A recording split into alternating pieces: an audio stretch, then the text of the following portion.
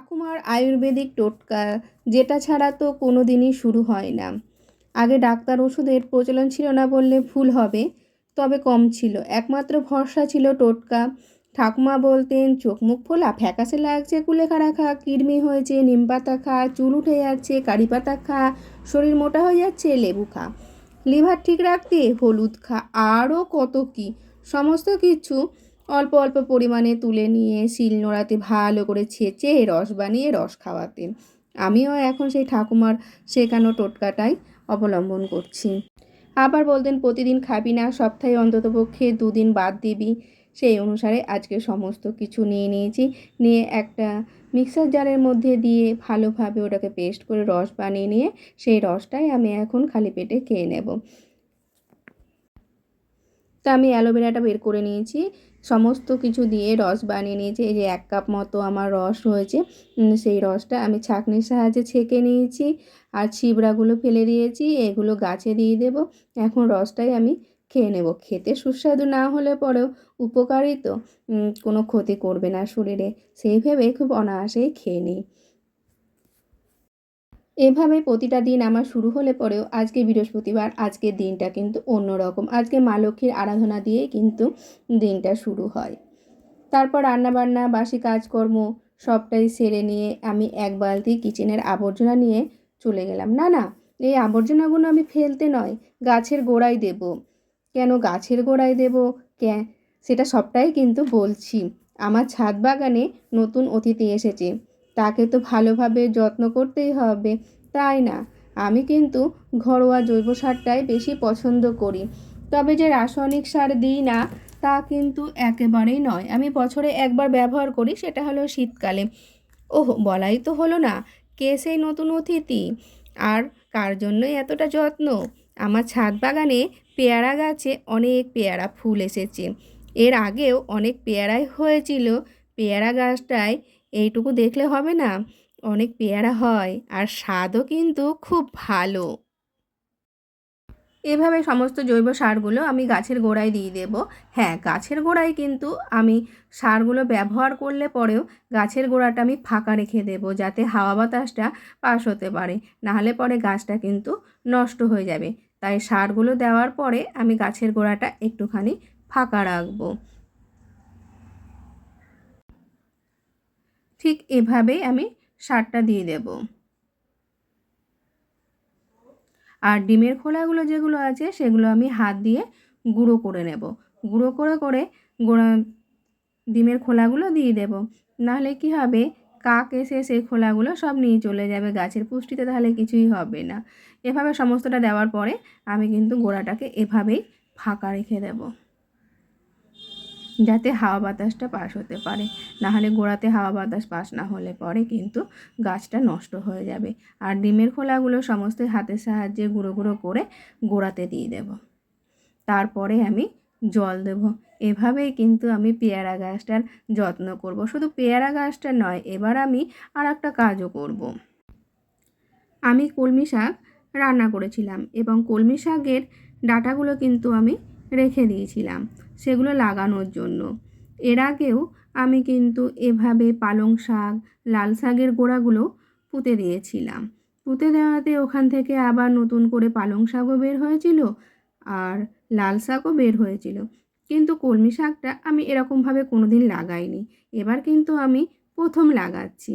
লাগানোর পরে দেখি গাছগুলো ঠিকমতো হয় কি না। যদি হয় অবশ্যই শেয়ার করব, না হলেও পরেও কিন্তু শেয়ার করব। আর এখন প্রচণ্ড রোদ, আর তার সঙ্গে সঙ্গে ছাদে হাওয়াও দিচ্ছি। গাছের ফুলগুলো হাওয়াতে সুন্দরভাবে মাথা দুলাচ্ছে, দেখতে কত সুন্দর লাগছে, অপূর্ব সৌন্দর্য ছাদের এক। তা আমি এভাবেই কলমি শাকের গোড়াগুলোকে আমি পুঁতে দেব।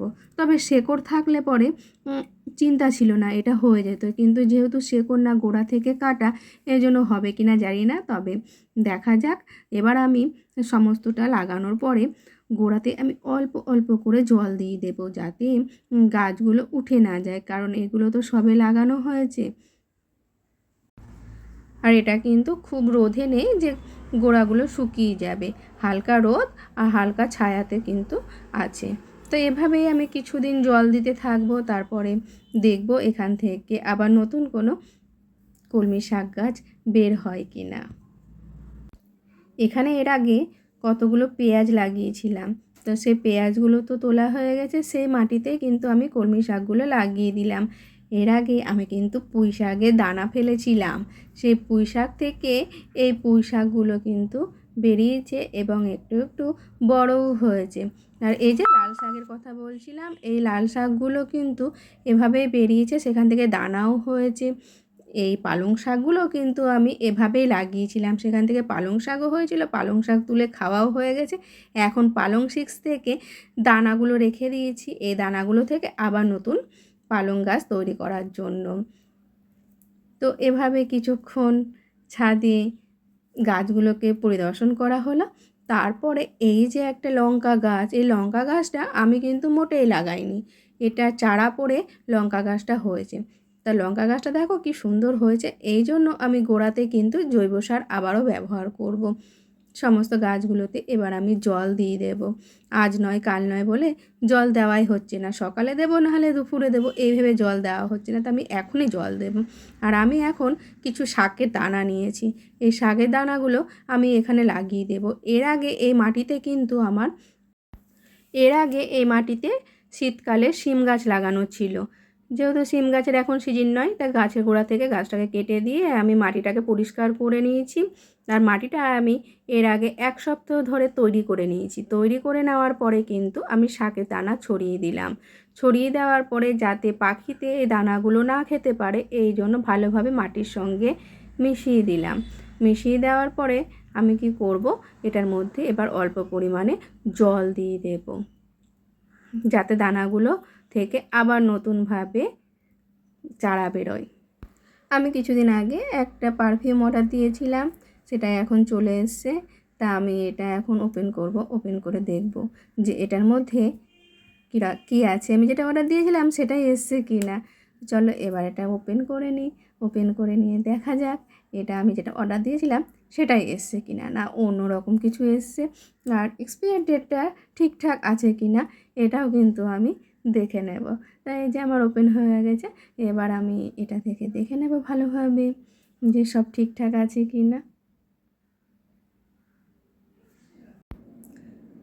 আমার শ্বশুরবাড়ির নিয়ম অনুসারে প্রতি বৃহস্পতিবারে জলপূর্ণ ঘটে সিঁদুরের ফোঁটা দিয়ে আম পাতা, কলা, পান, ধান, দুব্বা দিয়ে ঘট বসাতে হয়। সেভাবেই আমি ঘট বসিয়ে নেব। এটা আমার খুব আদরের গোপুসোনা। গোপুসোনার স্নান হয়ে গেছে, এবার গোপুসোনার পায়ে ফুল আর তুলসী পাতা নিবেদন করব। তারপর গোপুসোনাকে ভোগ নিবেদন করব আর দোলনায় দোল দেব। এভাবেই কিছুটা সময় আমি গোপুসোনার সঙ্গে কাটাবো।